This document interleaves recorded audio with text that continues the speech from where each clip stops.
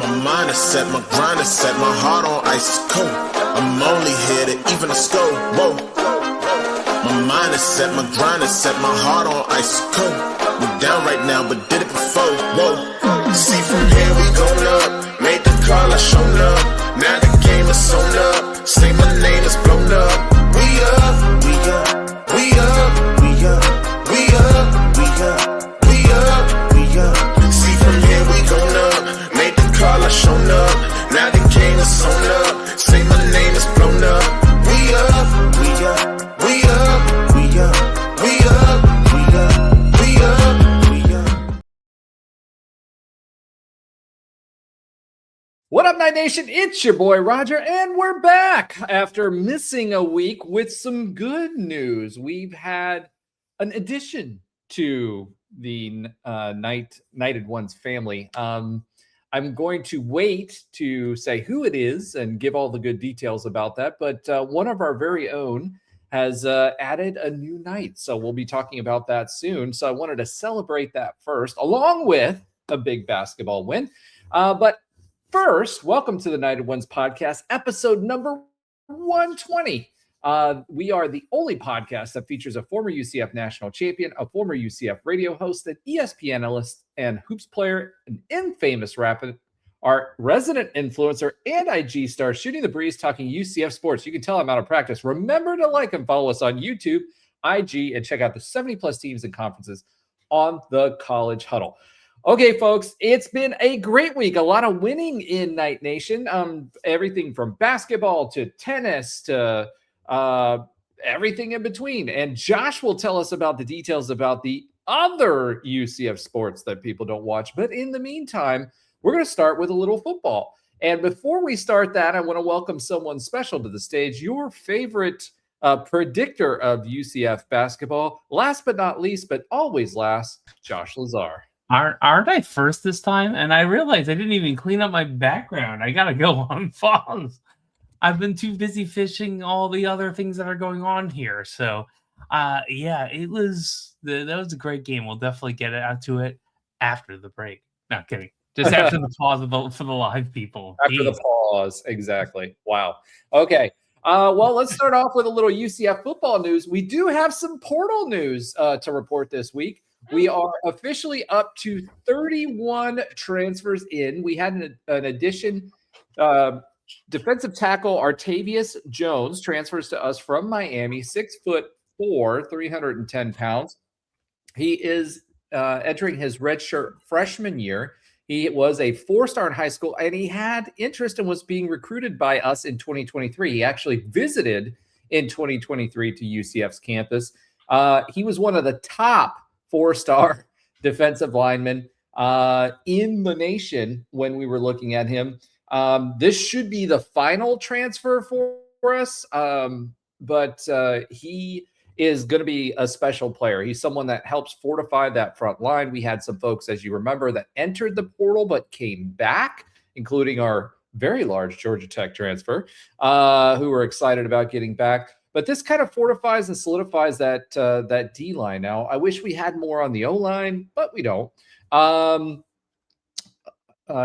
Mossberger also this week gave his press conference to kind of conclude the class and talked a little bit about what the philosophy is. He says that they're still going to go high school first, but he kind of talked about the cycle of how this works out, right? So they start looking at players for the portal midway through the season. So what they're saying is for college football players, they are looking midway through the current season for next season's portal to try to acquire that. And then they get through the rest of the season and they get into the high school classes, right? And they try to recruit about 2 years ahead of time. And then they pull forward and do that. So that's crazy. So what you're saying really is that the guys that we're looking at, we're starting at a certain board, then we look at them, whittle them down, and we get to about 10 to 12 choices. And that's who we try to recruit on the recruit trail. So very interesting stuff. Coach Scottfrost talked about the whole process and how he's glad he's not having to deal with having to do the negotiation part. But he said as well that they're working lockstep with Mossberger and trying to bring the right guys in, and that our new coaching staff or newer coaching staff, including our tight ends coach, et cetera, that we talked about last time, was involved in that. So that was clear with the OSU tight end coming in. Other not UCF specifically, but other football news, the 2026 schedule was officially released. So we didn't talk about that last week, obviously, because we were out. But let's run through that real quick. So first, we've got September 3rd versus Bethune-Cookman. That makes sense. That should be an easy tune-up game. Then we're at Pittsburgh. Remember what happened last time we were at Pittsburgh? Yeah. Right? Yeah, not so fun. The Pitt special. I thought we were going to win that game, honestly. Then we're back at home versus Georgia State. Then against TCU at home, September 26th. Then we head out to Houston and Oklahoma State in back-to-back weeks on the 3rd and the 10th. Then we have a bye. So that's actually a good thing, because if you look at this, we've got 5 games before the bye, right? And then we've got 6 games after the bye. So about mid-season for that. Then we're playing BYU at home. That's our homecoming game on October 24th. 31st, we have Baylor at home. Then at Kansas, the return game in Week 10, November 7th, versus Arizona State, November 14th, versus Iowa State on November 21st at home, and at Colorado. So to me, this is kind of a favorable schedule. The bye week falling when it does is pretty awesome. Having to travel two weeks in a row kind of sucks, but we only have to do that once, and then we have 2 games in a row at home in conference twice. So for me, I think that that works out really, really well. BYU obviously is going to be tough as usual. If we look through the list, Pittsburgh was meh last year, so I don't expect much into next year. TCU, they weren't what they were expected to be. Houston, we'll see. Oklahoma State is rebuilding like we were. BYU, again, is going to be a tough one versus Baylor. So interestingly, they retained their head coach, which I think that actually works in our favor. We thought he might get fired after our game, and then what happened. And then we have Kansas and Lance Leopold. They are having to start from scratch with their quarterback situation, so it'll be interesting to see where they're at.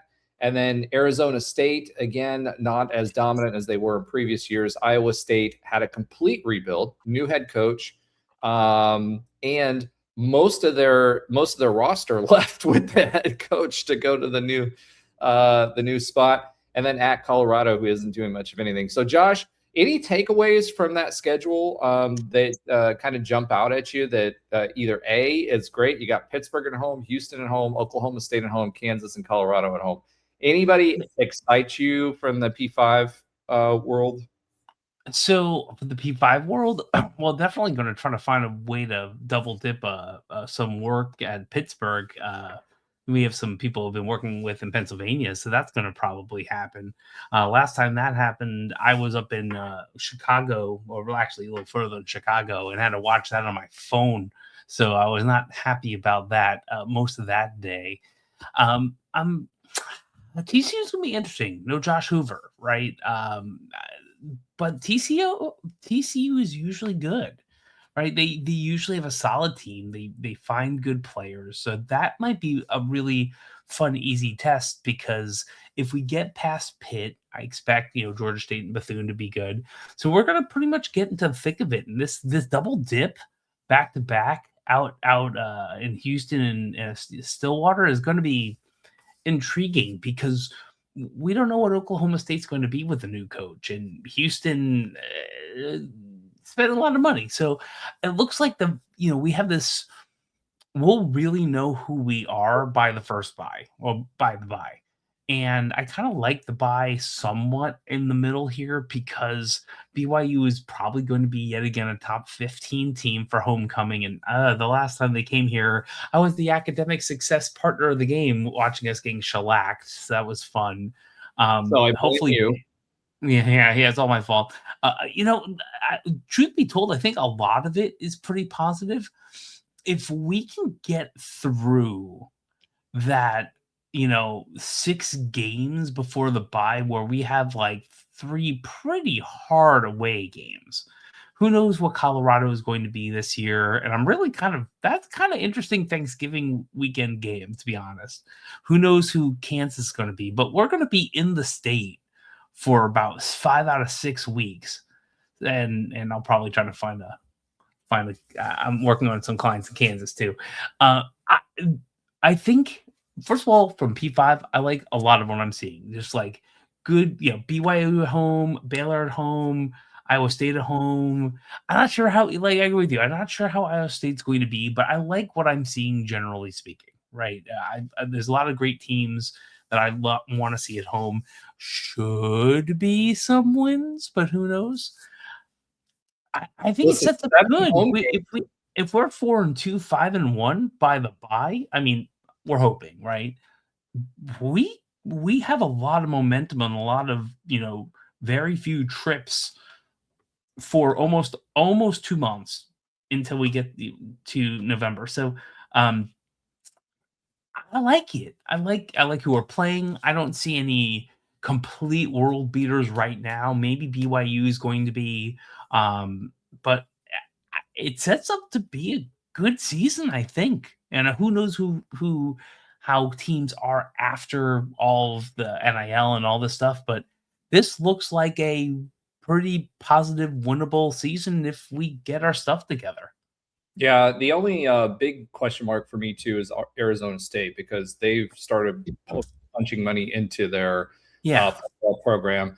But I could see us being 4-2 going into the bye pretty easily, which sets us up really, really, really well, given the second half of the season, and 4 of those games being at home for us to get to a bowl game again. So I'm excited about that.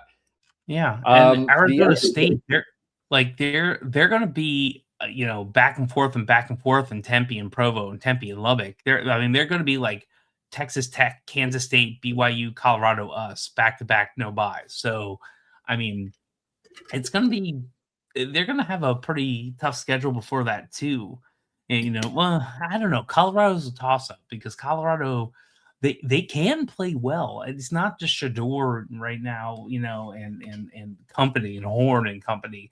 They can be a good team. They have the money, and Deion Sanders is no slouch. Let's be fair. I don't think he's a world beater at this point, but no slouch, and they have money. So I feel like this is going to be a pretty reasonable, really reasonable schedule. And I agree with you with Arizona State. I'm trying to look at some of the other ones. Interesting to see who we are line up against, but I really like your schedule. I really think we have possibly 8 if 9 winnable games just from not knowing anything of how the teams are right now, just by past history and how we've played against some of these teams. And we'll see. Yeah, I think for me, bare minimum bowl game is the expectation. I mean, bare minimum, because we've got to. That's not even a disrespect to any of our opponents on this list. There should be 6 winnable games here.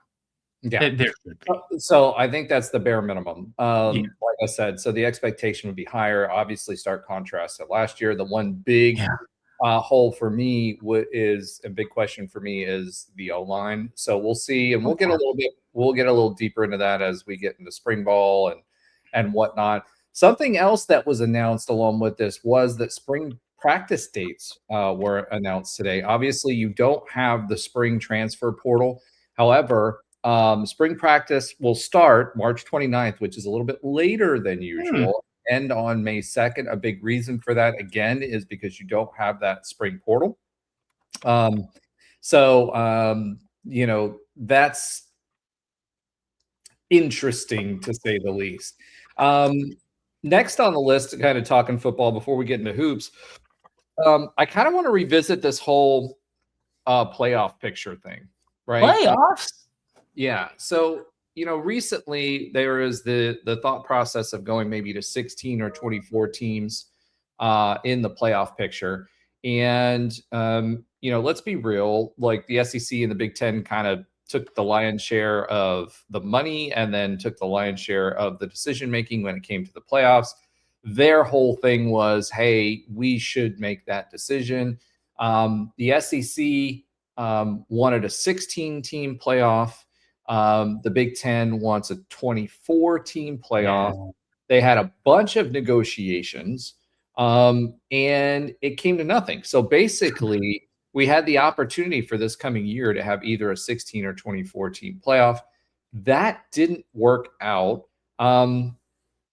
But basically everything that you've heard was that the Big Ten and the SEC bullied their way into it and then never made a decision. They said they couldn't make a decision with all the other people involved, and then didn't make a decision at all. The SEC wants the 16-team playoff with 5 automatic bids for conference champions and 11 at large, which makes sense for them because they're going to get the nod, although they didn't perform as well this year.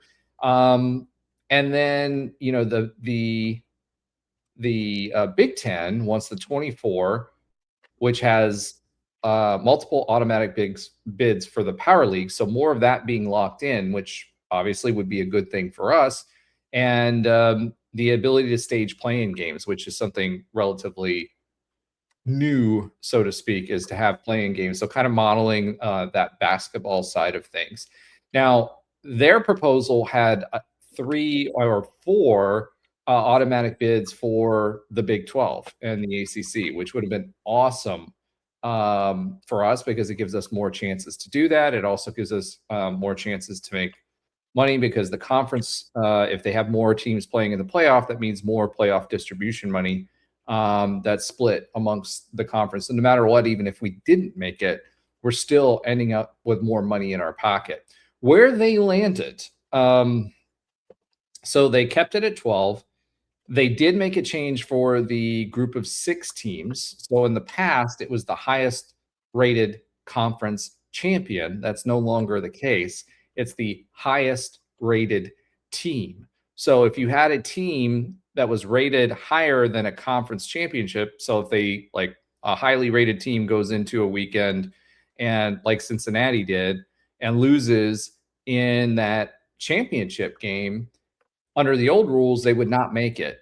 Under the new rules, they could still make it over a conference champion in the G6. So that was interesting. Notre Dame, if they rank above number 12, will get an at-large bid. So what that means is that there's a potential, if Notre Dame makes it, that the number 10 and number 11 ranked teams, one of those could be left out of the playoff as well. If basically the group of 6 champ doesn't rank in the top 12 and a Power 4 conference champions don't rank in the top 12 as well. So that's interesting. What do you think about all this? I mean, would you rather the 16 or the 24?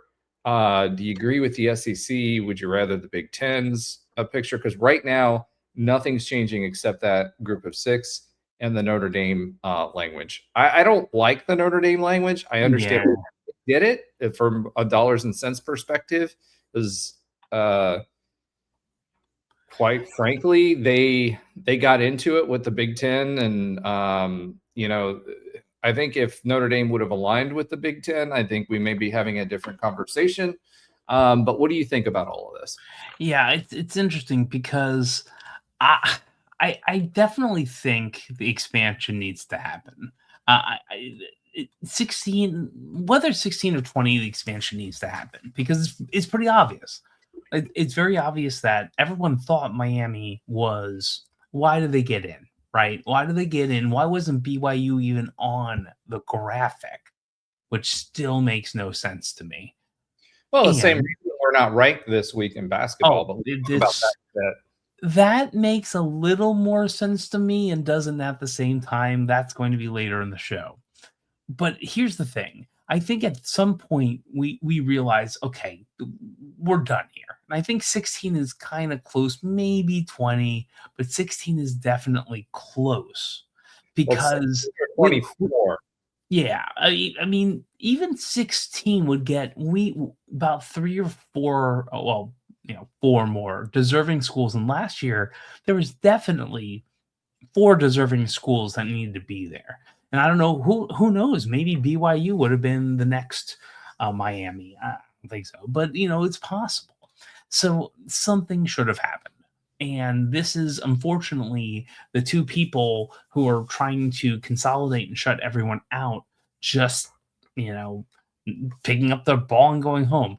I do think that we should be at 16 at least, but definitely 16.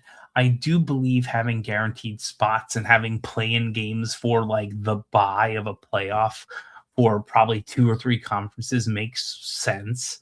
I do think it's going to be the Big Ten, the SEC, and the Big 12 in most years, the ACC in some years, depending on how good their top of the ranking is.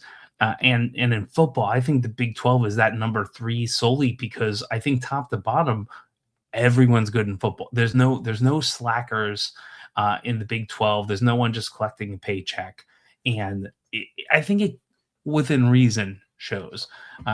Texas Tech doing what they did was wonderful, but I mean, pretty much very few people were better than Oregon, Miami, and Indiana this year. Like they were the best. Miami, I wasn't sold on. I wasn't getting in, but when he started playing, yeah, you could see. They had 2 losses, man. They shouldn't have been in. The big thing for me, I agree.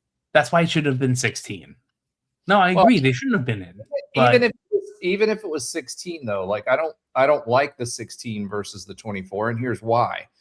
The 16 allows for 11 at-larges, which basically means you get 1 champion from each one of the power schools, 1 G6, and the rest, let's be real, they're going to put 3-loss, 4-loss SEC teams in there. That should not happen.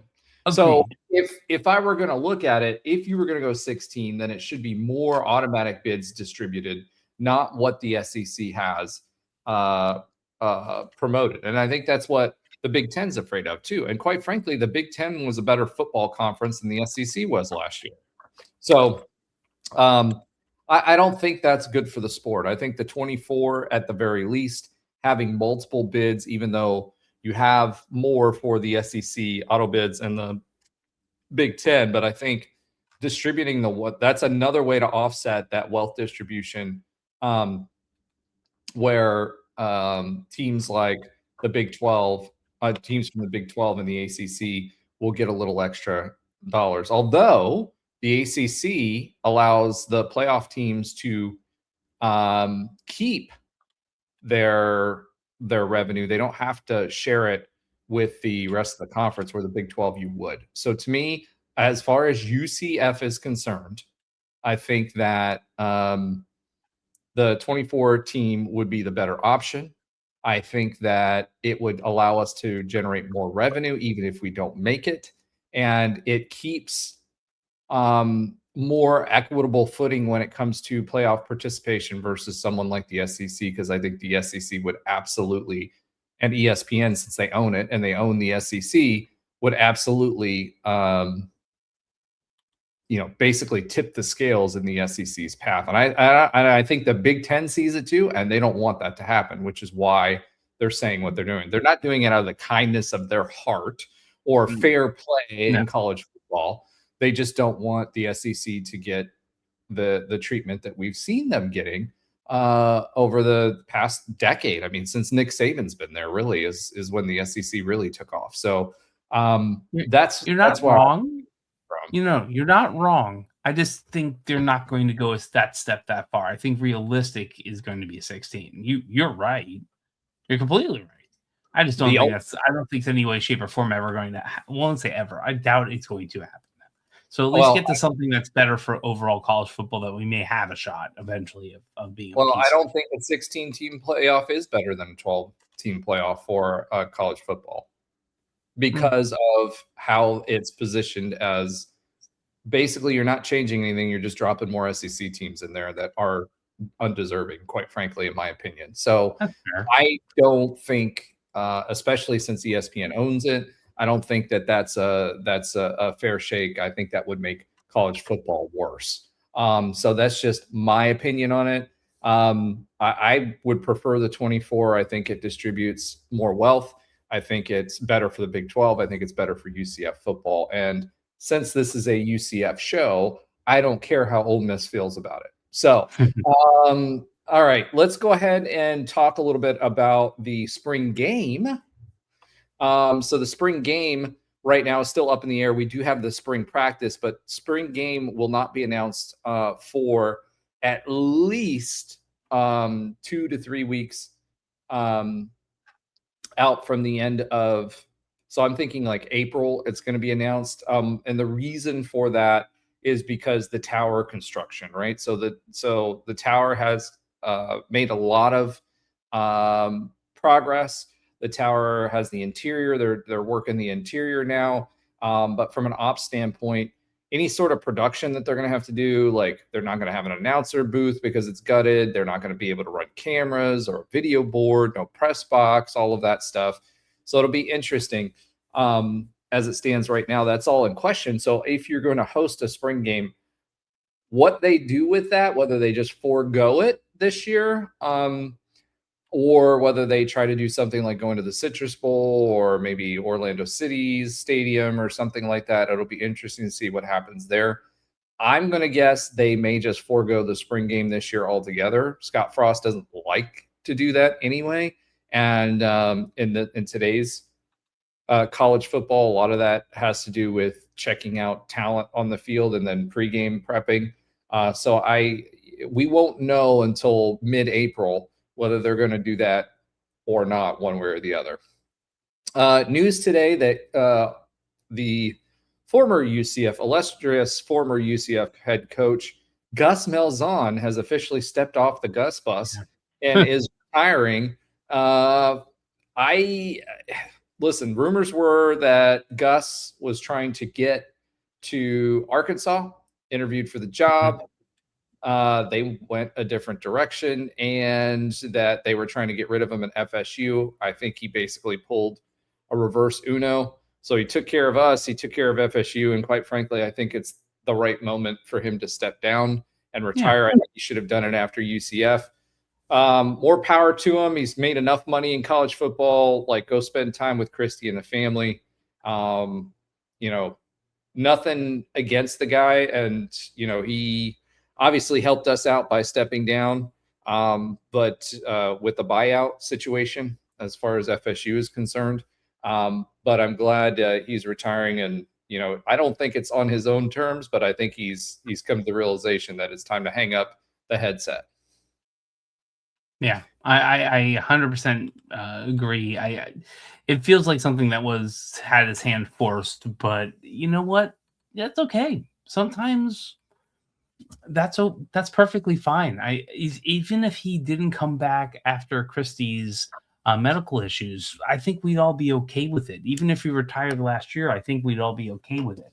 I think So I met him multiple times, mostly as an academic versus a sports fan. And generally speaking, I had nothing but praise. Like the way he talked about the team and the people he was, working with and building up. It's very positive. So I think it's another one of those, like there's a lot of positive things there that he had when he was working with student athletes, and it also might be another one of those is a lot different until everyone got paid and it's just not willing to deal with it anymore. He has enough money. He has like 5 million, Waffle Houses. Like money is not the issue. It's kind of like Johnny Dawkins, he'll know when he knows.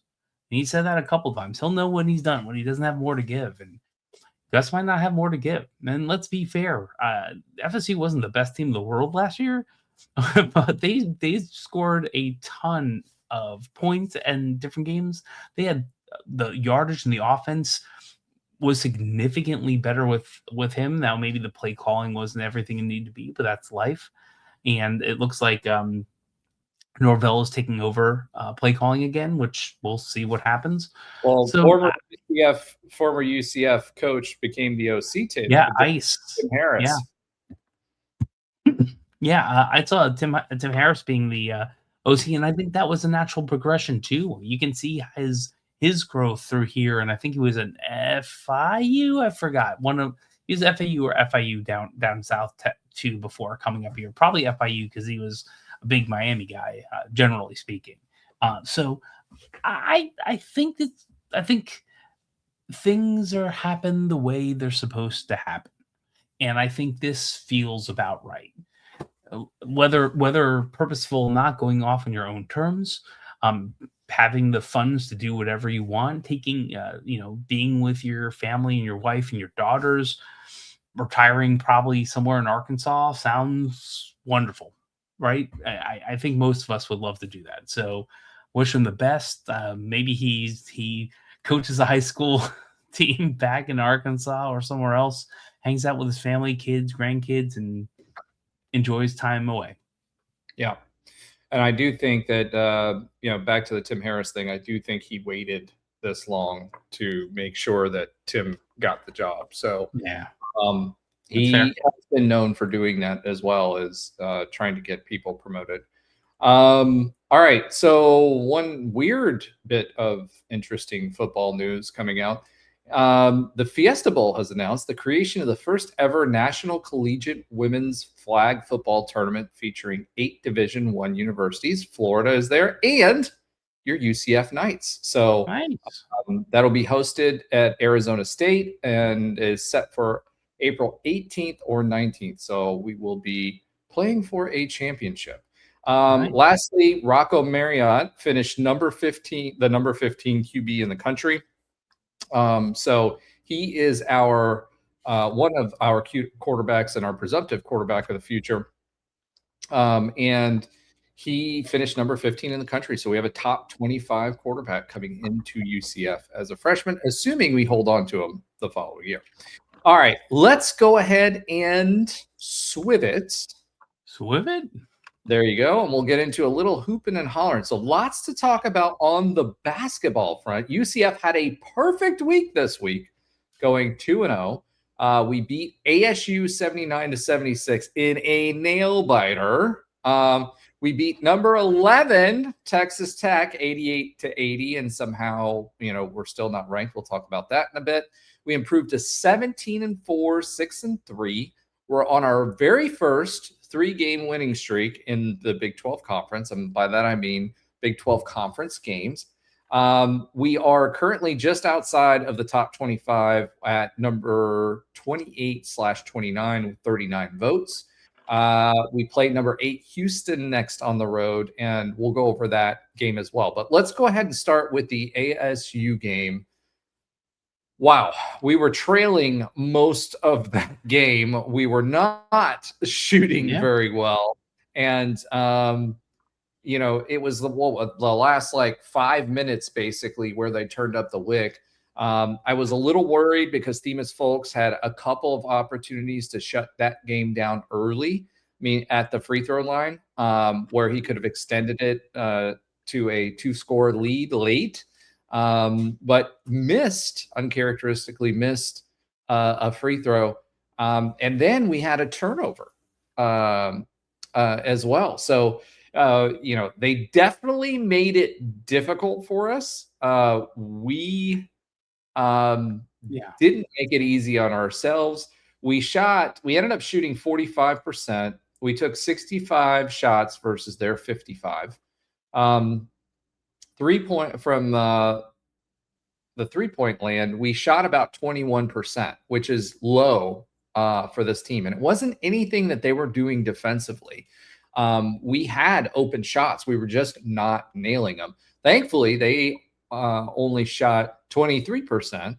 Or we shot 32. They shot 43%. They were 10 from 23 Free throw line, they didn't do as well either. They shot 70, we shot 74. However, as is characteristic for this team and something we've been yelling about and screaming about for the better part of probably 5 years, is rebounding. And we out-rebounded them 40-28, 13-5 on the offensive boards, 27-23 on the defensive boards.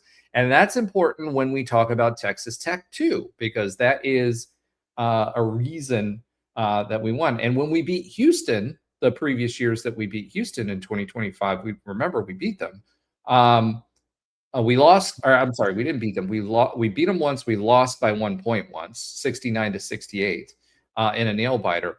That's what Houston does. That's their formula for success, right? And when we get into Texas Tech, we'll talk about the role that Burks plays in all of that and how the gamesmanship and the strategy that went into that game ultimately led to success. In addition to that, the assists 16-13, steals 7-6, blocks, they had 5 blocks to our 2. They had 10 turnovers to our 9, so got those turnovers back down again, which is super important. Did the same thing at Texas Tech.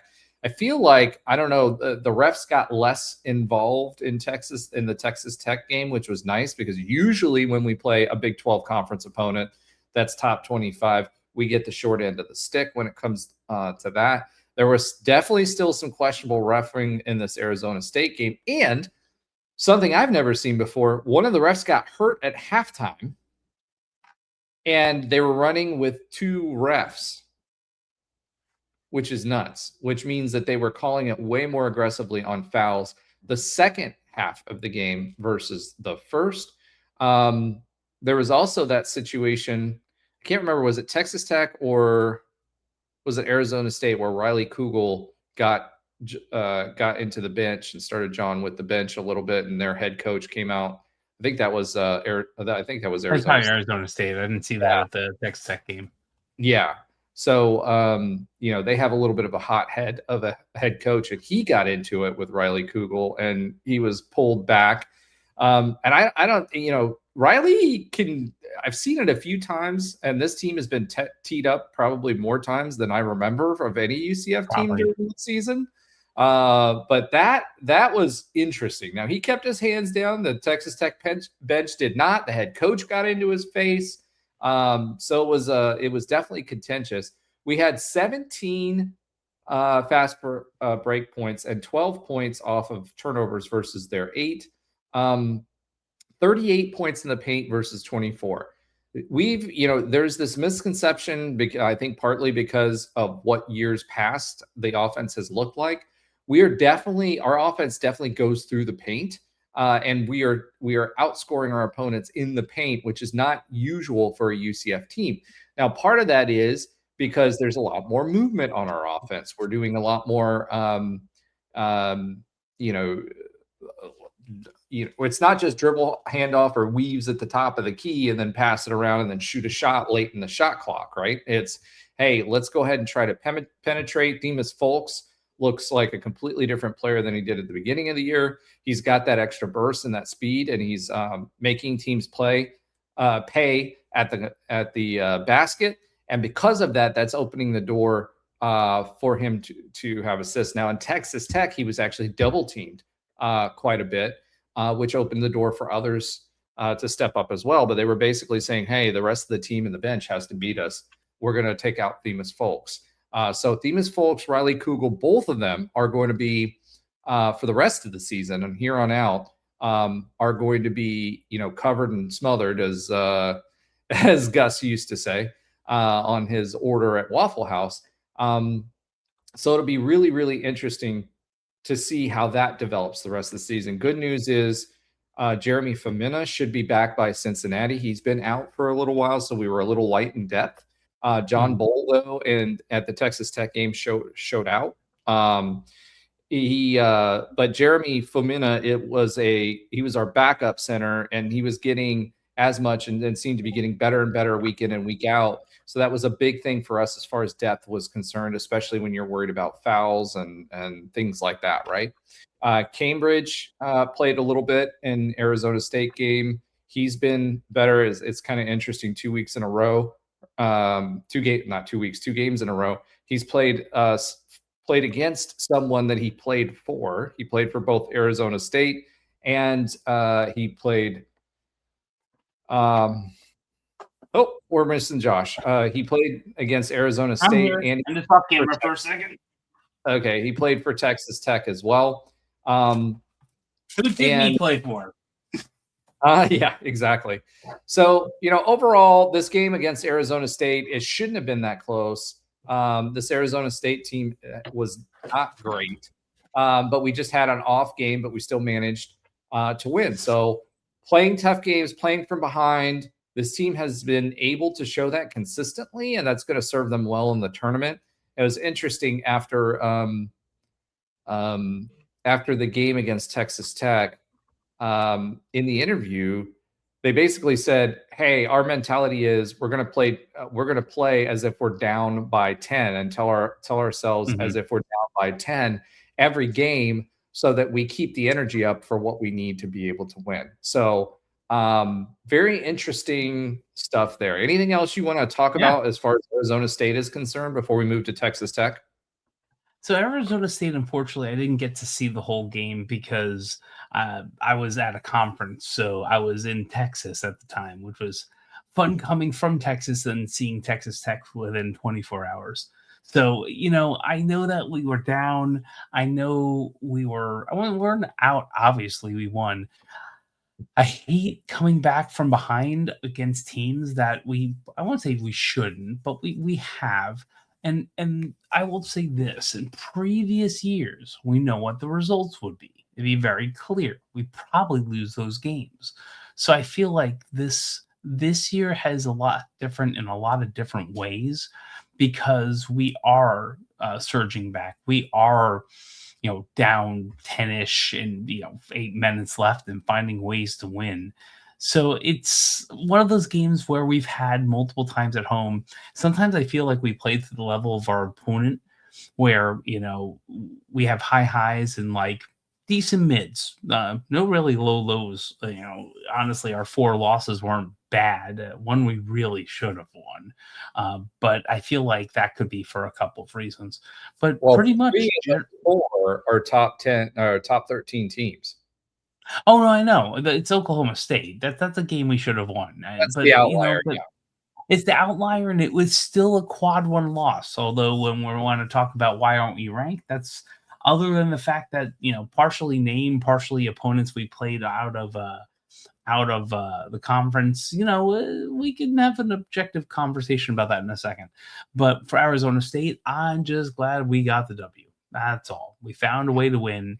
And this year, we're finding a way to win more than in many past years. We're talking probably 5+ years since we've seen a team able to get down pretty deep in their bag and find their way out. Well, and the reason is because we're not relying on one scorer, right? Because we had 2 scorers on most of the previous teams, right? Yeah. So we had John Hall, we had DJ. Those guys were scoring production. If they took that, like Texas Tech did against Amos Folks and double teamed them, if they took one of those 2 players away, all of the pressure was on the other player. And, that really isn't conducive to winning close games or when you're getting behind, because then we would just jack up threes, right? And the interesting thing for me in both the Texas Tech and the Arizona State game and the Cincinnati game was Pacheco's finally, I think, finding his footing in the Big 12.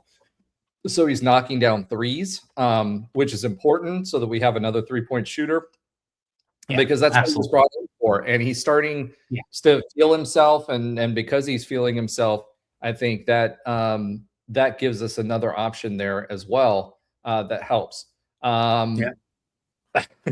Nice.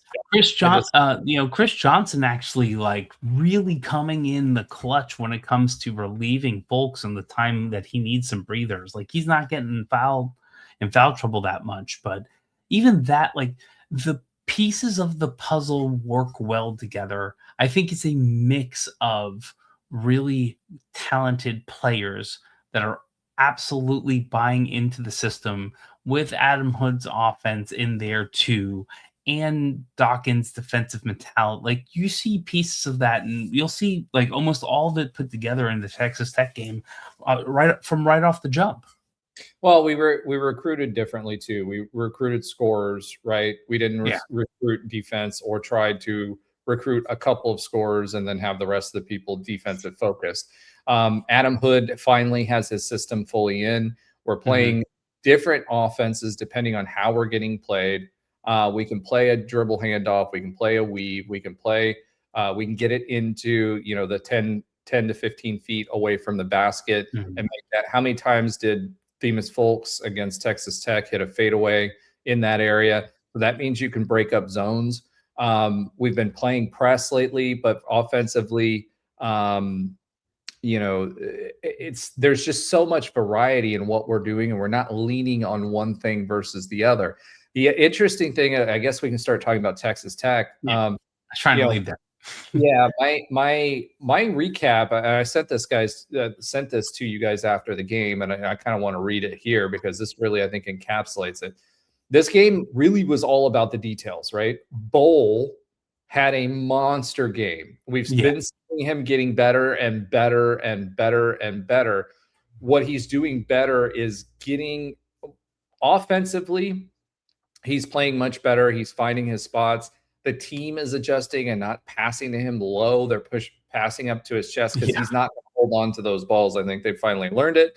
And then, when he's cutting or, his timing is much better in the paint, which is allowing the rest of the guys to find him for open looks at the basket. So you saw that. The other thing you saw was defensively, he's playing much better as well.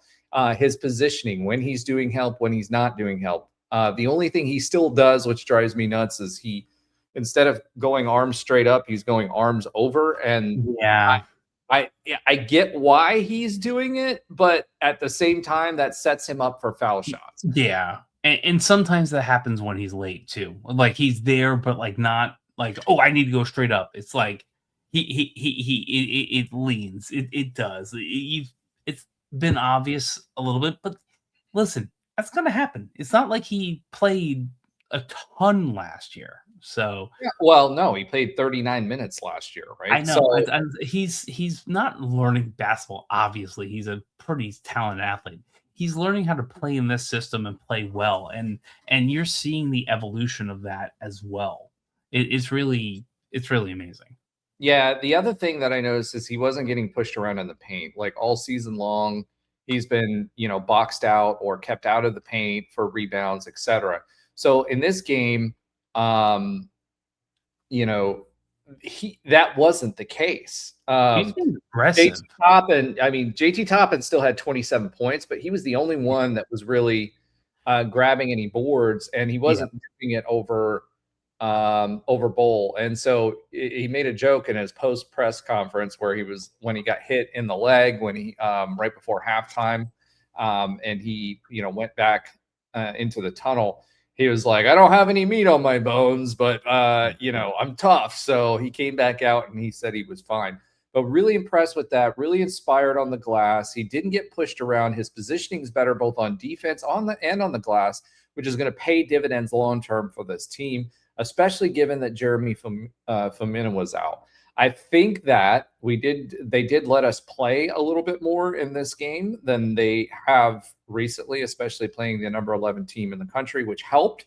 I don't know if that was JD or not. I can tell you against Arizona State, there was a lot of, what are you doing, man? He was way more animated. He's been more animated lately as well, which is good to see. He's been John, he talked to the refs before, but there are a lot of times in years past where he wasn't as active with the team, and he'd be sitting down on the bench as opposed to standing up or doing whatever. Timeouts were timely. And the big thing too was Burks. So they repurposed Burks's role. Now, he had done this kind of early on in the season. In the past, he just sat out there in the corner waiting for a basketball, for a pass to him so he could pop a tray.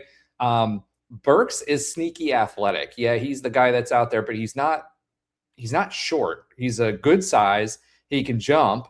and he can run, and he can, when he's in the paint, he can score. So he was in the paint more purposefully in this game than what he has been in the past. He was grabbing rebounds, which I think between Stillwell and Bowl and having him in there, having 3 guys in there grabbing the boards, rebounding was super important for Texas Tech. It's one of their keys to success. And the fact that we had 3 of those guys in there that were fighting for boards, I think was extremely important when it came to this win. He still had 17 points. Most of them were on the paint. He was 5 for 7 in the paint. He was 1 for 1 from the 3-point line, so he had a great game. He had 4 rebounds. Jamichael Stillwell had 10 in this game. Bull had 10. So he almost had half the rebounds of those 2 guys, and that's because of where he was positioned when in the offense, because he was in position and they weren't accounting for Burks in that role. They were accounting for Stillwell. They were accounting for Bull. And then when they adjusted, it opened up things for Bull as well on the glass. So that was a sneaky good. They didn't double Toppin, and they picked their poison.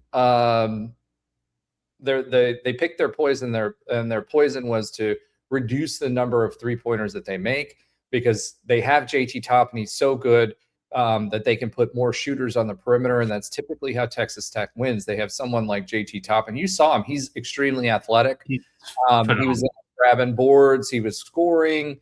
He was doing all of those things. We took away some of his tendencies on his. When we played defense, we played to his right, made him go to his left. He was comfortable doing that. And because we had those guys on the glass, you had 3 guys there on the glass, and they usually play with the shooters. And we didn't double team him. We were able to cover the shooters for the most part. They're going to score. They've got high percentage shots.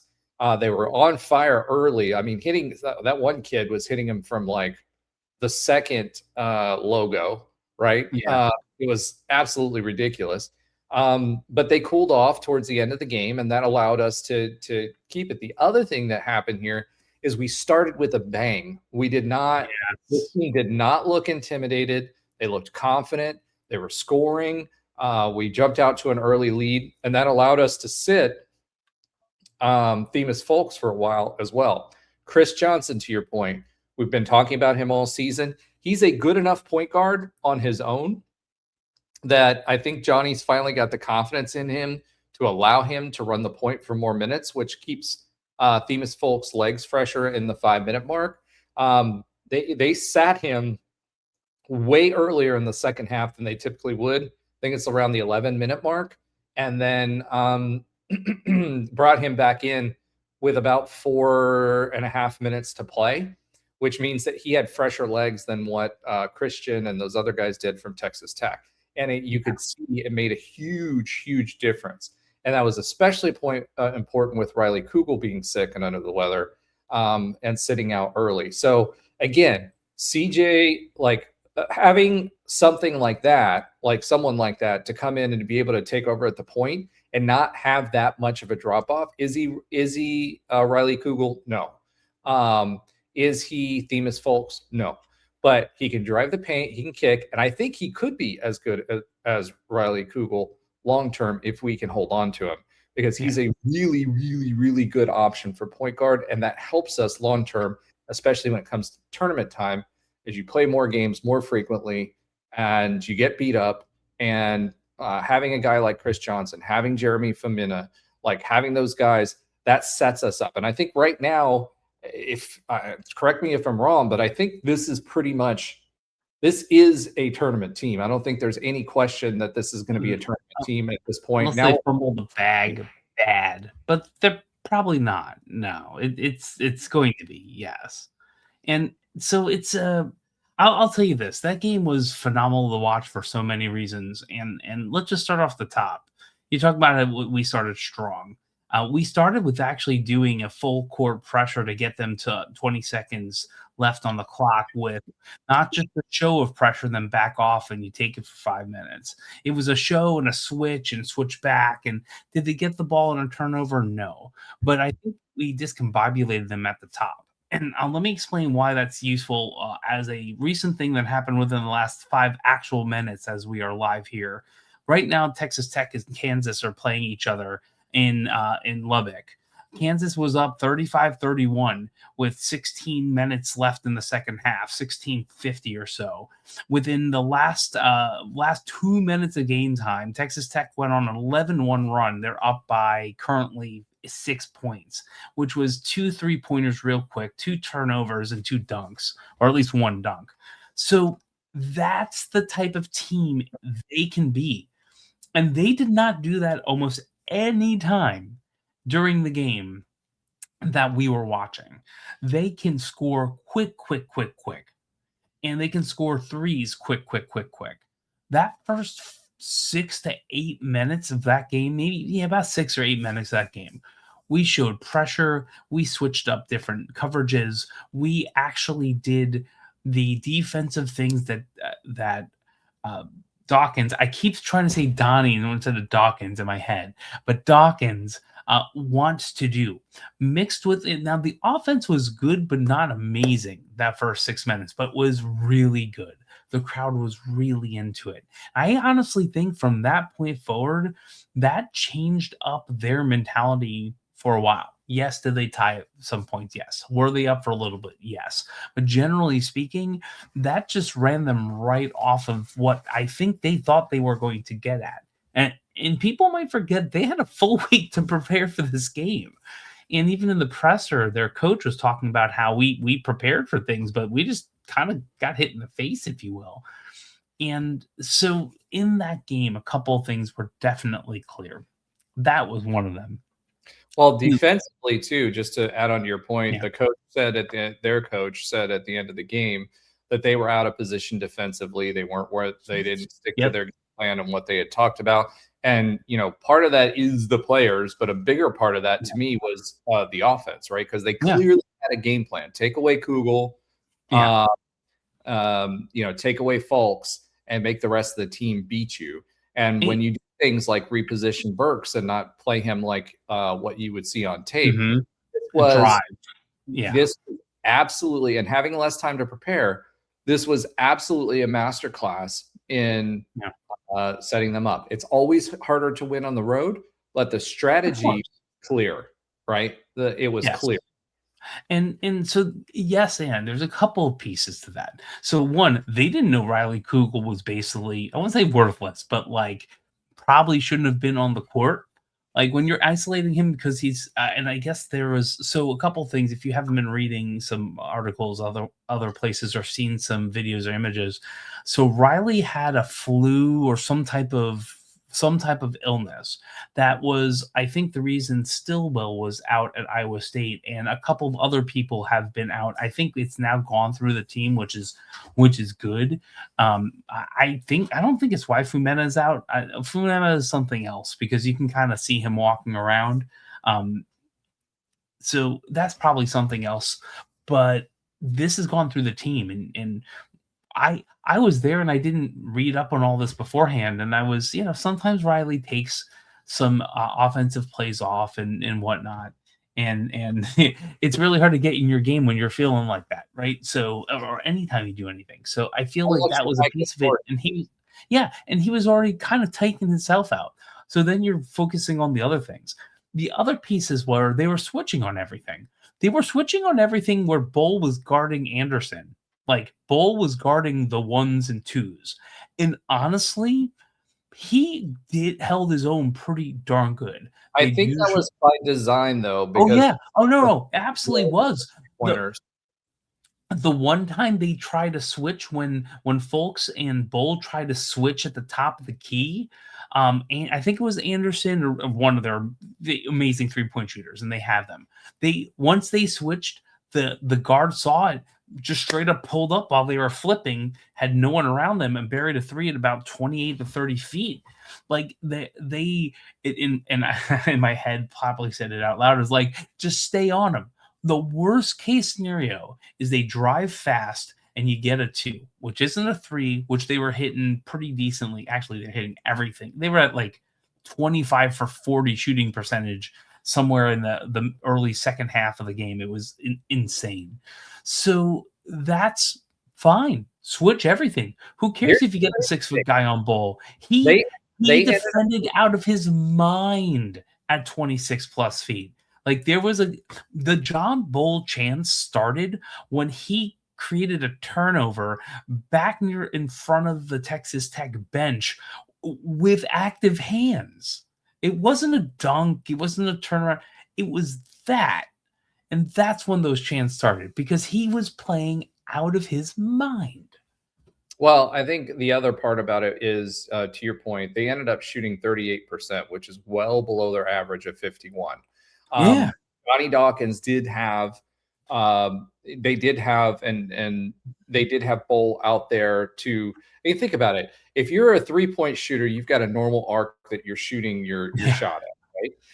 You've got a guy who's 7 foot tall, plus his wingspan of over 7 feet, right? So you've got that in front of you. You're not going to be able to shoot over that person. It wasn't easy.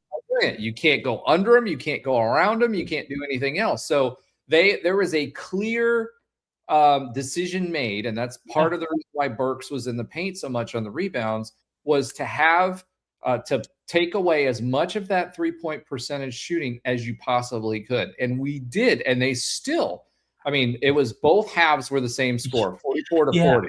And they still felt like that game live felt like it should have been a 20 or 30-point win, where they were always in it the entire game. They were, and a lot of that is their 3-point other shooting. I mean, they can score quick. They answered runs, especially when Folks was out.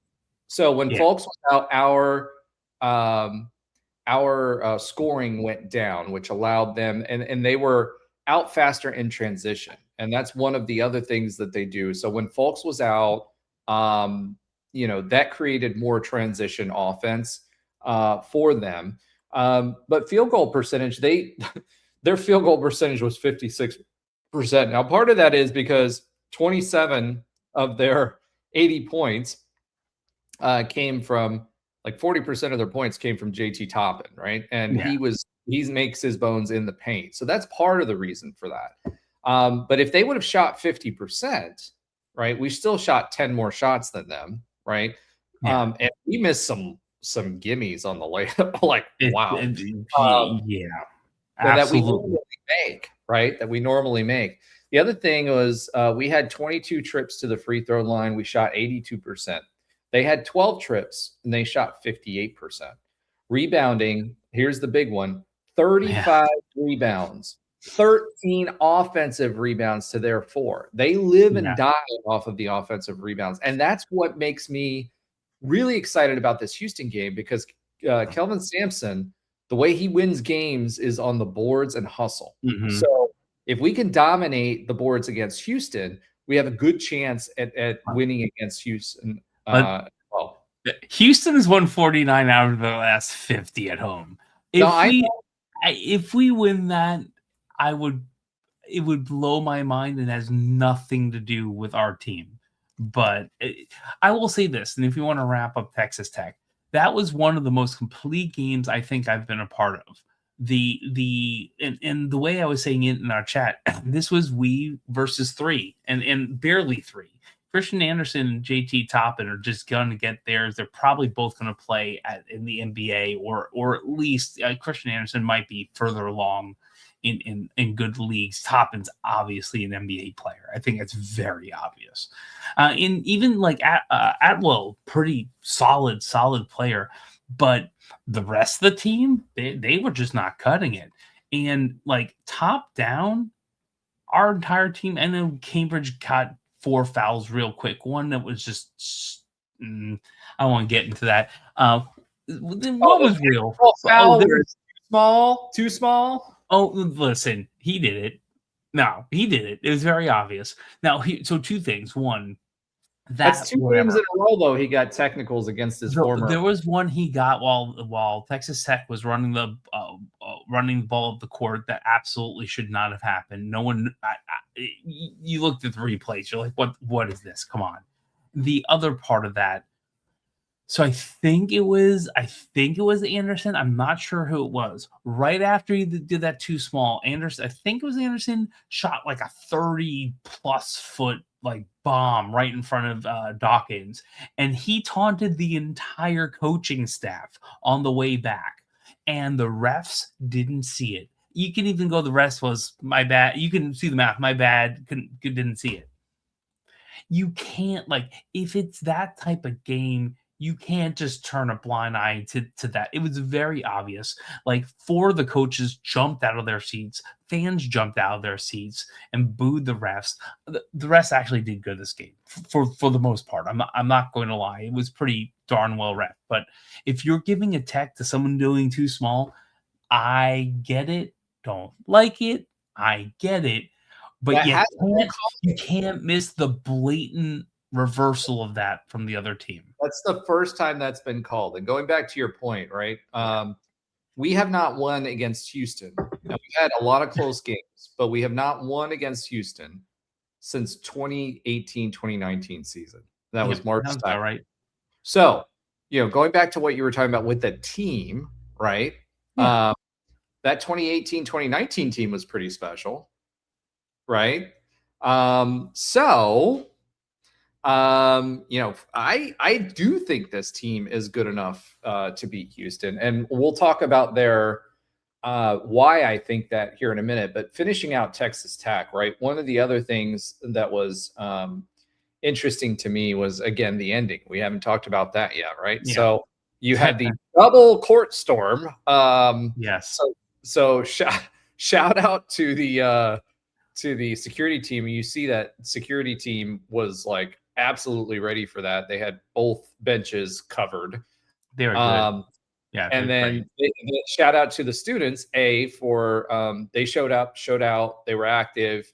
And once they got onto the court, they got back into the stands pretty quickly. Yep. So other than the one guy who like jumped up and started doing pull-ups on the rim, that was pretty orderly in getting that back. And then we got the second court storm. Now there are some people that are like, okay, well, act like you've been there before. And to you, I will say we haven't. No. Right? I mean, we had Kansas that we beat that first time we had the court storm. It's at the beginning of the intro of the show. We had a second Kansas win, right? Listen, where UCF basketball is terrible from a historical perspective. We are now playing in the biggest league in the country, the best league in the country. Storied programs. We're having a great season, which we haven't had since 2018, 2019. And the students, right, they change every 4 years. So if we're having a historic season for the UCF basketball program, and the students want to get out on the court and do that, it's worth the fine, number one.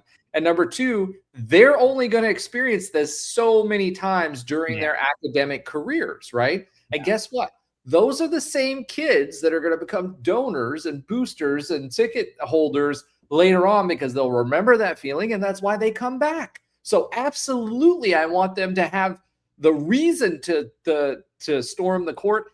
Like, not every game, because not every team's going to be, worthwhile to do that. But if we play a ranked Texas Tech, a number 11 Texas Tech at home, and we win at UCF basketball in conference in a historic season, absolutely, let them eat cake and storm the floor. You know what I mean? So to me, I don't agree with that.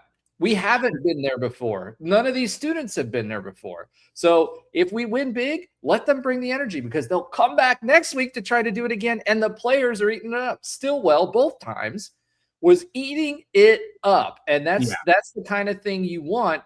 And those are the memories you make to keep people there and to bring people there. Because guess what? Stillwell's gone next year. Folks is gone next year. If we have the ability, and we're going to have to compete with a $4 million NIL budget this year, and I think we're going to have a little bit more next year, right? But let's say it's $4 million. The average Big 12 team pays $8 million to their roster, 8.6 to be exact, right?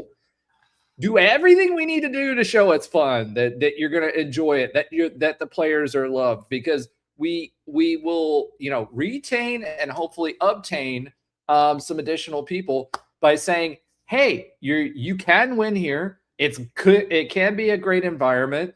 People will show up for you, and you'll get to celebrate. Those are memories that matter, and that's the difference between this team and last year's team. So do that again and again and again and again and again. I know, 100%. And let's be clear. Like, the reason I'm on this show is because I was part of the Rowdy Knights when I was a student. Like, I went to the garage and held a Troy is not a state sign, and we might not have the money, but we own Stetson. Like, those are the things. We know you're old. Yes, but those are the things that endure. Those are the things that endure. So if act like you've been there, sure. We're not Duke. We're not UNC. Can we get there? Maybe not in our lifetimes. I mean, look, we're a pretty darn good team, and not ranked in the top 25 yet. The two people that are playing right now live, we both beat.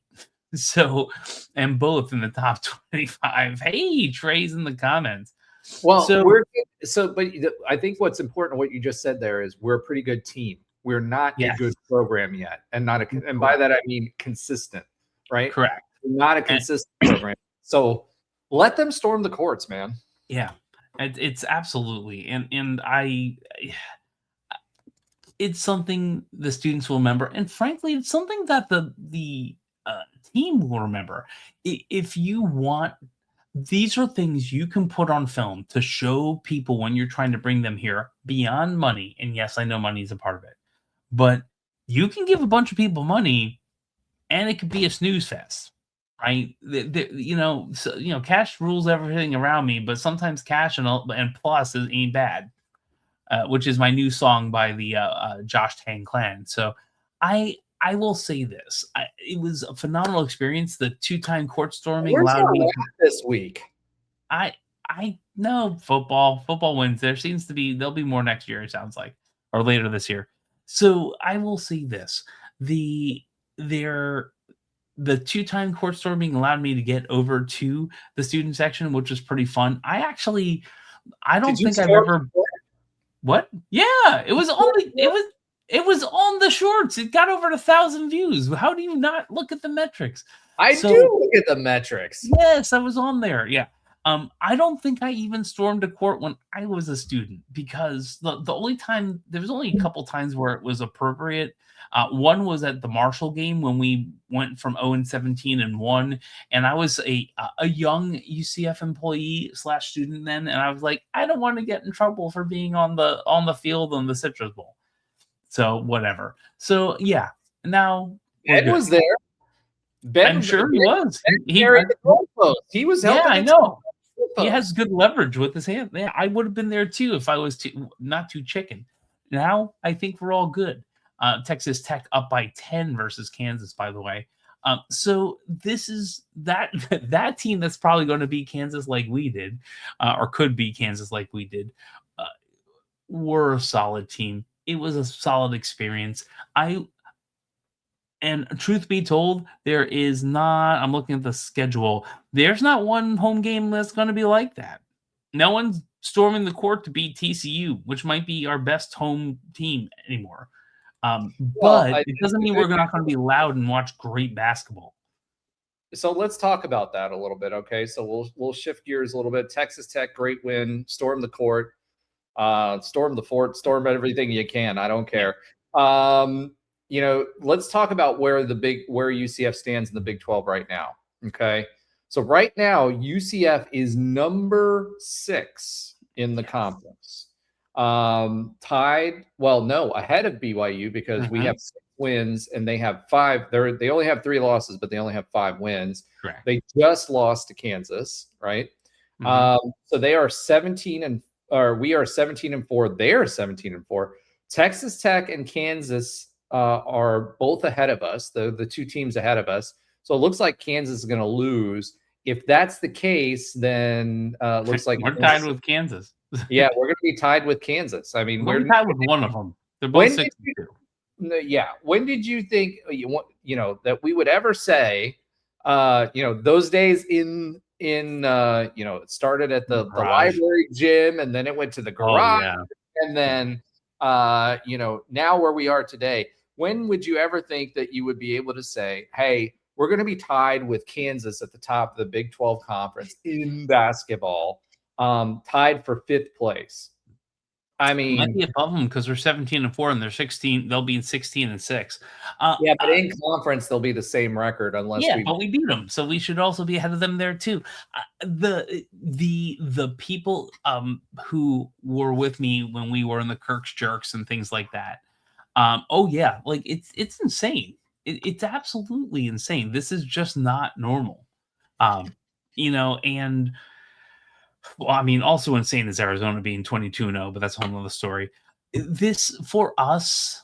And we almost beat Arizona. We had a darn good shot. Like, they are a beatable team. And I didn't even take a look. Like, we're probably one of the closer teams to get to them. Easily have to be. We're a darn good team. We're playing the basketball that Kirk Spiraw would have been proud of. Like, the very much... And sure, Ben would echo this. The ball's being shared. Defense is pretty good. It's not elite, but you know what? We also have elite scoring, so we're great. We're fine there. We're 17-4. I'm looking at the rest of the schedule, and there's no way I think we're getting under 20 wins at this point. This is, if not the best, probably one of the top 2 seasons. I'll say 3 if we go back to Dexter Lyons and Ben days. But probably one of the best 3 seasons in the modern era. Well, we won't go back to the 70s and 80s. But this is a phenomenal season. And it's because we're playing good offense with team basketball, actually using active hands and playing defense. Like, it's very, very clear this is an amazing team. And you only have 4 games left to watch them live. I'd do it, and hopefully, knock on wood, we do well enough to kind of get enough wins and maybe one in the conference to get to the Tampa regional, which would probably mean second round versus UF. So that would be very fun. But generally speaking, this is a phenomenal season. This is a tournament team. I don't care if we're not metrically top 25 and we're close. Let's be fair. This is that level of a team. You don't need to have a number in front of it. But I think I may be right, I may be wrong on this. You may be crazy. I do think that the voters looked at, okay, they're up against number 8 Houston. We're not going to drop them in and then them get right back out because they're playing number 8 Houston. Nah, they probably just saw Tennessee and said there was only one spot open. Only one spot popped in. We weren't knocking on the door, if you will. And truth be told, Tennessee, well, listen, we beat Houston. We're in. But the Tennessee's is no slouch of a team, right? And so if you're being objective and if you're looking at the metrics, and I want to be fair here, the SEC is a little nuts of a team this total conference this year, although we still have more ranked teams, and I still think our top half is better than their top half. But, Tennessee not doing too bad overall. They were 2-8 against the Big 12 out of conference. So tell me why the SEC no, seriously. And their number 1 team we beat at their place earlier. They beat Texas A&M. Yeah. I know we did too, but they beat Texas A&M recently. And honestly, I don't care about that. The point I'm saying is, as a conference, that's their number. Yeah. Right? And we are now, according to the rankings, the 6th, tied for 6th best team, maybe 5th best team for a night, depending on how we do against Houston, right? I'm sorry, top to bottom, the Big 12 outperformed the SEC. I agree. We have better teams. We have better basketball. There's no reason why the SEC should be where it's being ranked. So let's look at this, right? So you've got Arizona, number 1, so number 1 team. Then you've got Michigan with only 1 loss, which is crazy. That's insane too. UConn, it is. UConn, which is only 1 loss. Duke, which is only 1 loss. No argument for any of those. No. Illinois is 19-3. Gonzaga is 22-1. But but it's Zags, so they'll get it. Iowa State is 20-2, and they beat us like a scalded. Well, I'm not going to say that because that won't be okay. But they beat us. Houston is 19-2, so we have an opportunity to make a statement tomorrow. Nebraska, really good. They spent a lot of money this offseason for their team, 20-2. Michigan State, 19-3, is a little bit of surprise. Then Kansas, who we've beaten, 16-5. Purdue, which is 18-4. Texas Tech, who we've beaten now. North Carolina, 17-4. Vandy, 19-3. BYU, 17-4. Florida, Virginia, St. Louis, Clemson, Arkansas, St. John's, Miami, Louisville, etc. Now, the coaches poll, they have A&M in above us. I don't think A&M should be above us. They are 17-4. We play in a better conference. We have the same number. I guess Trey's kind of announcing. We'll talk more about that later. If you guys are listening, you will have to watch the replay to see what the big announcement is. But we were saving that, Trey. But we missed you too. That being said, no, you're not wrong. You're not wrong. A&M should not be up there. Sorry. Agreed, but I will. I usually don't argue for other teams that aren't us. Tennessee beat Houston. Of those 2 wins, one was Tennessee versus Houston. Tennessee has also beaten Alabama, whatever. They have some pretty stupid losses too, but they've beaten some good teams, including Houston. I get it. I don't necessarily agree with it, and it doesn't matter what I care about. I'm okay with the team having a chip on their shoulder as long as they can, because truth be told, of the games that we have left, there's only probably 1, maybe 2 that we're probably going to lose. We have a shot of winning all the rest of the games, period. And probably, I'll call 3 we're probably going to lose. Maybe. Who are the 3 that you think we're probably going to lose? Who are you calling out? So I think at Cincinnati, just because of stupidity, just because we have problems there, we should beat them. But my guess is that in the next 10 or so games, at 10 games, the next 9 games, there'll be one what the heck. One what the heck. That's why I'm saying 3. Houston, look, if we can be number 2 out of the last 51, I'd love it. I don't see it. I know we can do it, but we'll see what happens. At BYU, again, BYU is a darn good team. Could we win? Absolutely. Are they pretty much their only loss until they got into conference was a 2-point loss to UConn? Now, again, they're not playing world beaters, but they also took care of the business we took care of generally when it came to our Big 12. Lost to Texas Tech away. They lost to Arizona at home by 3. Lost to Kansas at Kansas. These are respectable losses, if you will. Not one of their losses is to anyone ranked under 15. So we have a shot, right? Because we've beaten Kansas, we've beaten Texas Tech. We haven't beaten anyone really, really good on the road. That'd be a stellar win. And honestly, even if it's a loss, it's going to be a quad 1 loss.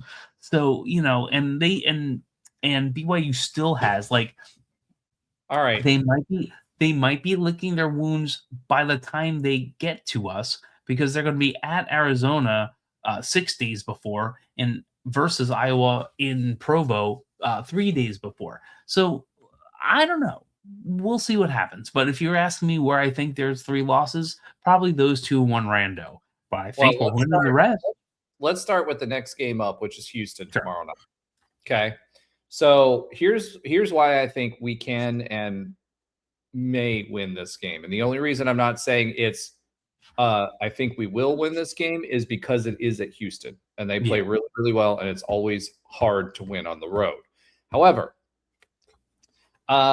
when you look at the stats, UCF outscores Houston 84-78 on average. Now, Houston, on average, allows 61 points against versus 77 for UCF. So the key to this game, in my opinion, is going to be winning the boards and second chance points, right? If we can make it happen and we don't get okay, so I'm gonna bald refs. And that's a big if, right? And a big if they're not protected, right, Yeah. then I think that we have a good shot. Field goal percentage 48 versus 45, rebounds 38.3 versus 36.7, assists 16.7 versus 15.5, blocks 2.8 versus 3.8 per game, steals 5.5 versus 8.6. Houston's identity is defense. It has been for a very long time. They did lose against Texas Tech 90-86 3 games ago. After that, they played ASU, took it out on them 103-73, and then played West Virginia, beat them 77-48. So again, this is a really, really, really, really good defense, right? Mm-hmm. However, we have a multifunctional offense, and we're great. If they play a modicum of as close on the boards as we did last game against Texas Tech, we have a really, really, really good shot, I think, at winning this game. So as long as we don't come out flat, don't do stupid turnovers like we did, like, what was it? Like, who was it we played against that we were turning it? We turned it over like 13 times in the first half. I remember this off the top of my head. I can't get it, but I remember what you're talking about. It was as long as we don't do that, this game's they're not gonna score a ton, right? As long as we can score and keep up early, I think that this team has a good shot at winning. We match up well against them. When it comes to size, we have more size than them. Obviously, Kelvin Sampson's teams are made up of rebounding, heart and hustle, and defense, right? That's their core identity. If we can win the boards, which we've been able to do against lesser teams or similar teams, right? Team that Houston lost against. If we can do that on the boards and get those second chance points, I think this team has a good shot to win. I like the fact that Burks is coming on. We won't get Femina back until Cincinnati. Mm-hmm. I do think we don't have as many fouls to give. So if they call a really tight game, which they probably will, but I hope they don't, because Houston's also very physical. But Kelvin Sampson is very good at taking off all of his clothes and enticing the refs to call things his way. I think JD needs to step up in this game with regard to that. But I do think as long as we stay out of foul trouble early with our bigs, we have the opportunity to do that. Now, this is a physical team. They're going to go to the paint. They're not going to shoot a ton of threes. So we're going to have to be on our P's and Q's on making sure that we have that. Now, where the advantage is for us in this year's team versus others is we have a deeper bench, right? And because we have a deeper bench and it's played pretty well all season long, outside of maybe 2 or 3 games, I think combine the bench, the height advantage, and if Kugel is feeling somewhat back to his normal self, I think we have a good shot against Houston. Now ESPN is got us at a 92%. They got Houston winning 92.9%, and that's valid. But I do think we have a better shot at Houston than people are giving us credit for, as long as we don't come out flat and as long as we don't turn over the ball. And if we stay around that 9-10 turnovers, I think we'll be okay, because I think we're going to get them on the glass. And that's one of their main identities is speed and transition. They're going to hustle the whole game and they're going to try to beat you in transition. If we can score and keep out of trouble when it comes to turnovers, I think we'll be okay. And the way you do that against a team like Houston is you pass the ball, because they're going to have active hands, and that's how they get their steals. They're going to clog lanes and active hands. Don't pass across the paint. Pass around the perimeter. The ball will always be faster if you pass than what the defense's ability to react, and then try to take advantage of your height and your length with bowl, etc. So it'll be an interesting game, but I think this is a game that we can win. Any thoughts to add to that? Are you saying there's a chance? Right? I think there's a better chance than what it's a better chance than previous years. It's better. I'll tell you that. Like, this is the best chance since a few years back, since we've I can't talk about that. I can't talk about that. We'll talk about that a little bit later. But it's the best time we've had when it came to beating ranked teams. And could we beat Houston at Houston? We've done it before while they were ranked. I'll just preview that. Well, and it's 69-68 was last year's game that we played, right? So and that was with last year's team, right? So can we win against Houston? I think this is a better team than last year's team all around. And I think that we absolutely have a better shot at winning this year than we did last. So I'm going to go out on the limb and take a hot take and say we're going to beat Houston in Houston. And if we do that, that's near 5-6 seed territory at that point. We're already probably near the 7, but yeah, that's we're good.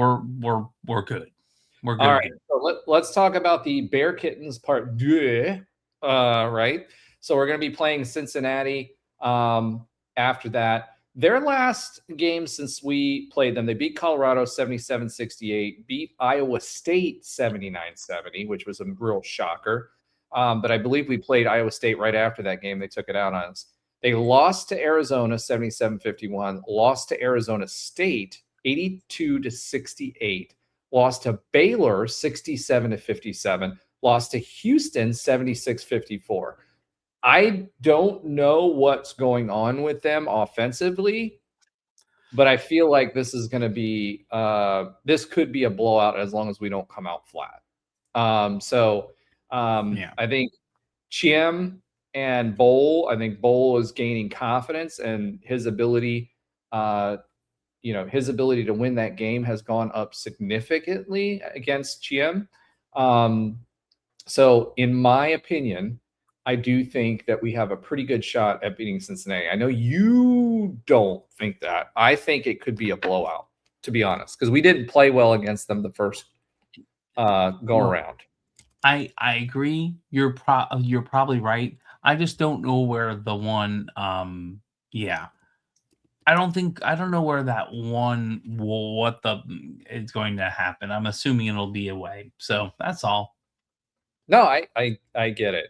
So, all right, looking back at the team stats again, like we'd like to do that, UCF shooting 58% to their 48%.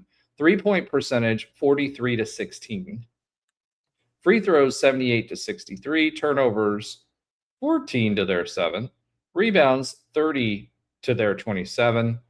Percentage led, 66-24. That was all the last game that we played against them, right? So looking at them statistically as a whole, I just pulled up the previous one instead of the upcoming game. So Josh, if you want to keep going while I pull up the stats that I'm looking for. Here it is. Okay. So Cincinnati right now has a 61.5% chance to win. Overall, for the season, we're at 84 points per game, 71.5 for them. Points against, 67.4. They've got a good defense, right? Has not been doing as well lately versus 77. We're shooting 48% field goal percentage versus their 42, 38 rebounds versus their 37, 16.7 to their 16.5, 2.8 blocks to their 4.3, 5.5 to 6.7 on the steals. I think the Cincinnati team, I think there's something in the water. I think that, they got on that high with Iowa State. That was their Iowa State's game. And their offense has not been playing well. So I think once we get there, I think that's a dub. And obviously it's a quote unquote quasi rivalry game, right? So whatever reason, there's always weirdness that happens with that. But I think we win that game too. So I tend to agree. It's just we definitely need to figure out we should. How about that? We should win that game. And this is the first time in a couple of years I'm like, oh yeah, we'll win a game at Cincinnati. That's not a big deal. It's just been a while, and I don't know. Their coach probably getting fired after this year. We'll see what happens. Especially nobody likes him, and that may be part of it too. So right now we're currently number 37 in the net rankings, 21 in the RPI. We're at quad 1. We're 4-4. 3 of those are quad 1A wins. Quad 2 are 1-0. Quad 3 7-0. So some of the teams that were in quad 2 moved to quad 3, and then quad 4 were 5-0. This is also why, I get it why we're not ranked in the top 25, but sometimes the eye test is a piece of that too, and the eye test is not lying. What do you mean by it's not lying? We passed the eye test if people are actually watching. Yeah. So, going back to that Texas A&M right now, quad 1 wins. They have 3. Quad 2 wins. They have 2. Pittsburgh and LSU, which didn't we play Pittsburgh too? Are they our only quad? Yes, we played Pittsburgh and Daytona Beach on a neutral and beat them. Yes. Yeah. Quad 3, they've got 5 wins. And quad 4, they've got 7 wins. So maybe part of that is that quad 2, their net is 35, so they're just 2 ahead of us on the net rankings. That could be the difference that what made the difference between us being ranked and them. As far as that's concerned, although we do have 1 more quad 1 and 1 more quad 1A win than they do. So I don't know. Yeah. I still think we should be ranked above A&M. All right. So I agree, but I get it. And honestly, as I said, having a chip on our shoulder is not a bad idea. All right. Let's go ahead and swiv it. I'm going to give a quick UCF baseball update. UCF baseball is back in action, and Ben will be getting us our requisite interview. They had their scrimmage this weekend, black and gold scrimmage. So again, if you want to check out baseball and see what this year's team is going to be doing, check them out. We've got some pretty good players. We got a little bit of logjam at in the fielding position, in the outfield. So it'll be interesting. The infield is pretty much locked up. We've got probably 3 or 4 weekday starters. So it'll be interesting to see who ends up, or weekend starters, and it'll be interesting to see who ends up the weekday starter. And then the other big thing for me is we seem to have a lot of good closers. So at the bullpen, so it'll be interesting to see how that shakes out as well. But if you want to go check that out, you can go check that out this weekend. They'll be having another scrimmage. All right, one more swiv it. Let's go ahead and talk about a little bit of listener love. So this is the segment that we highlight you and tell you that we appreciate you, both your comments, your likes, your reposts, sharing with your friends. We appreciate it, and obviously we appreciate the interaction. So the first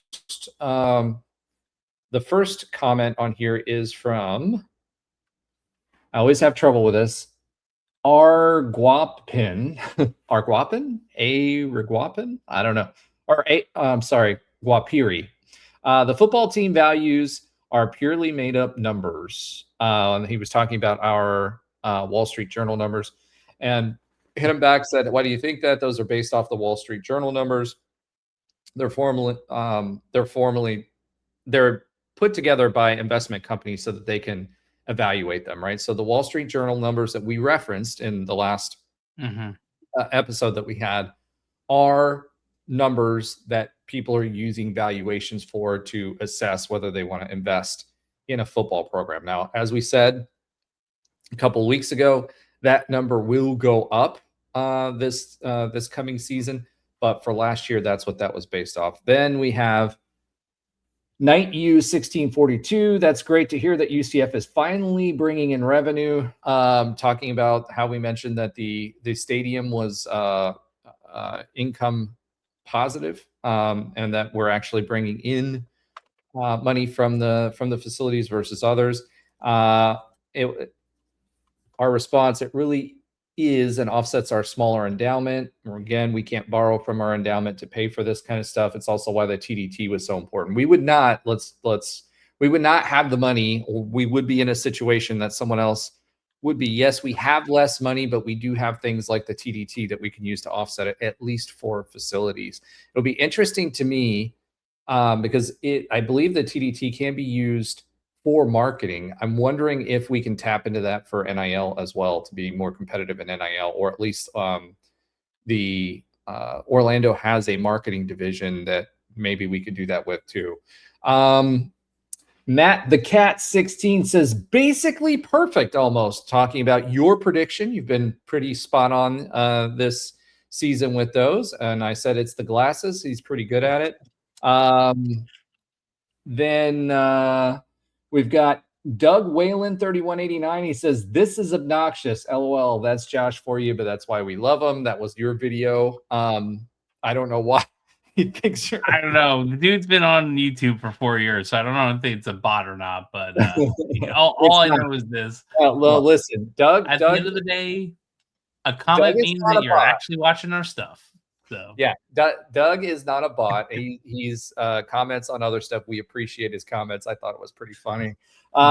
CS Go says, good luck to y'all today. UCF has quietly been putting together pretty solid teams over recent years. I remember rooting for them against the Zion Duke team when they almost pulled the upset. That was a Texas Tech fan checking in, watching our videos and checking in. So we appreciate you. Our response, hey, thank you for the support. I know that your outcome wasn't what you hoped for, but Tech is solid and we needed it more than you did. Hopefully we get ranked. Thanks for the shout out. Yeah. So one of the things that I've noticed about this whole ranking thing this week is that the Big 12 fans have been rallying around UCF. So it's nice to have that one of us kind of mentality. That's not what we had in the AAC. When you have Kansas fans, storied programs like Kansas, and Tech fans and other people coming and saying, hey, when these were posted, hey, where's UCF? It's nice. I do think we have more kinship in this league than we've had in previous leagues. And they do come out and support us when it comes to that. Now, obviously, it's probably not a Cincinnati fan, but all right. Econ Advisor says, what a gutsy game. Played the entire game as the team continues to come together and improves despite two players under the weather from the flu too. Two double-doubles, Burks forced to drive, and Tippin score Stillwell hindered Toppin's dominance. Second half, UCF got most of the steals, etc. And he's absolutely right. Speaking of econ, did post on here. He says UCF number 28 in each poll. Tech pays more for Toppin than UCF pays the entire lineup. Yes, that is true. We have about 4 million, and he exceeds that. UCF one half game out of third, getting close to 2 buys. Territory in conference tourney. Yes, I agree, Econ. We still have to go through Houston. I don't know if you just checked into view, but my thoughts are that we have a shot, a more better than what most people think shot at winning against Houston. Josh doesn't feel that way, but that's okay if you guys want to check that out and talk about that. I will say this, as always, we do this for you. It's wow, Kansas pulls off the win after being down 9 with 6 left. Wow. Okay, Kansas. Either way, that was good for us. I think it's bad for the league if Tech loses 2 in a row. So that's interesting. But I will say this, thank you guys for liking, thank you for subscribing, thank you for sharing, thank you for telling your friends. Again, we do this for you. We don't get paid for it. We don't want to get paid for it. But we appreciate all of the support. So please make sure to like, share, and continue to subscribe. Okay. One last shout out to C-Dub Socks. He is our most recent subscriber on the channel of the ones that I can see. So we had other subscribers come in over the past 5 new subscribers over the past week, but I can only see one. Then it's time. Yep. And Econ says this too. UCF matches up perfectly to Houston player for player. And that's exactly, and depth. I think that's where we can outrun them. And I think that's why we have a good shot at them, even though we're playing them at home. All right. So that being said, it's time to swivot yet again to not Alan's oxymoronic stat of the week, because he's not here this week. He did, however, help us out with the notes. But we are swiveting to Josh's sometimes funny fact of the week. Josh, take it away. So the UCF men's basketball team in 2018-19, probably our best year ever. Had our first NCAA win, should have beaten Duke. Long story. Oh, dude. Yeah, I know. Yeah. So at this time in that year, did we beat any top 25 teams? So February 2nd, 2019, we're at that point we are 11-2. Did we beat any top 25 teams by then, or at all that season? I'll give you both. 11-2. We played fewer games. Yeah. Oh, sorry. No. I'm wrong. 16-4. 16-4. I was going to say, I thought we had the same record as that team did. 16-4. We were 16-4 by February 2nd. Okay. So by that point, did we win any top 25 teams, and did we win any during the entire season? I'm going to say, well, no, we were still in the AAC. I'm going to say we did. Don't ask me who it was. I don't know if it was Memphis or somebody like that. I seem to recall that we beat Houston. I want to say we beat Houston, didn't we? No, we lost to Houston. We didn't beat Houston until March. I don't know. Who is it? So first off, do you think we actually beat or did not beat any top 25 teams? As I said, I think we did. Okay, great. Do you think by this time last year or in 2028? Well, I know they did at that time. We actually, I will tell you, we did play our first top 25 team this week at that point, and did lose versus Houston at home, 77-68. So the answer is yes, we did beat 2 top 25 teams, and we beat them in back-to-back. That was the last time we beat Houston at Houston. To my quick, while they were ranked, to my quick knowledge, that was a 69-64 win at Houston, and we the next game beat Cincinnati at home. Unfortunately, that was our last win until the NCAA tournament during the regular season. The what I do have, so that was one of our best teams. We did beat 2 top 25 teams, and as we all know, we have already beaten Kansas. We've already beaten Texas Tech, and we may have a shot to beat another Houston at rank number 8 at Houston right about the same time we were facing them, we were playing them last year. So we had 2 number 8 Houston teams that we beat, one last time in 2018, one coming up this week. So I still don't see it, but it would be pretty amazing if we had 2 number 8 wins versus Houston, within the last 8 years. I think that would vault us obviously in the top 25, and I think midway through top 25. That'd be, because if we beat them, we're probably getting 1, 2, 3, 4, 5, 6, probably 6 more wins. So that would be 7 wins on top of that. We're talking 24 and 6, 7, 8, somewhere like that. So yeah, even if we didn't win something, if we did that, we have a couple things. One, if we actually win how we should, we're going to be in that first 8 teams, which I believe gets us $1 million for next year. It does. 1. So that's 1. 2, we probably get a decent seed and a bye in the conference format, which I don't know if we've ever had, period. I don't know if we've ever had a bye in the conference format, but I need Alan for that. And then we're probably in the 5-6 seed range, which is really, I want to try to, I want us to get out of the 7, 8, 9, definitely out the 8, 8, 9, 9. 7. 8, 9. Okay. Yeah. But, Like 6, 7, I'm good. Sorry. Yeah. I had to do it. I know. So I was going to do it before. So yeah, that's our fun fact. All right. So just a reminder, depending on which poll you look at, right now we have 3 top 25 basketball wins this season so far. Yeah. That's crazy.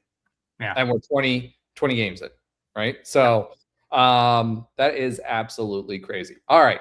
Let's go ahead and swim it yet again to a quick update on other UCF sports that Alan and Andrew do not watch, and probably Trey too, but that's okay because they're winning. All right, go ahead, John. Yeah, I mean, it's getting a little nuts. So let's talk about the women's basketball team. We'll start with the team who is not winning. Since we last chatted, they lost 3, but I get it. They lost to number 14 Baylor 48-73, number 9 TCU 50-68, and Iowa State 52-65. So we are only, with all of that, only 6 games back from first place, baby. And we are not last in the standings. I think it's Houston and Arizona all only have 1 win. There's being objective. There's about 2 winnable games left without an upset. That would probably be Cincy, who has 3 wins, and Houston with 1. But unfortunately, none of those teams are this week. We have a game versus Utah at home this Wednesday, February 4th at 7 p.m. Then the Knights are off to Stillwater as they face the Cowgirls of Oklahoma State, which is what is on their documentation.